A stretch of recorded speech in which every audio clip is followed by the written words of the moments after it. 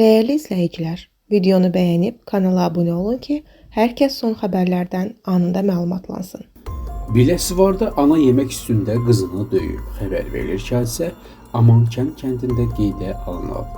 Kənd sakini 65 yaşlı Xalidə Cəfərova qeyd edək ki, az-soyad şərtidir. Mübahisə zamanı qızını döyüb. Hadisəyə səbəb qızın öz övladına atasıgilin yeməyindən pay vermək istəməsi olub. Belə ki, Xalidə Cəfərova qızının bu hərəkətinə irad bildirib və bundan sonra aralarında mübahisə yaranıb. Mübahisə zamanı ana qızının yaxasından tutaraq yerə yıxıb. Sonra təpiklə bədəninin müxtəlif nahiyələrinə zərbələr vurub.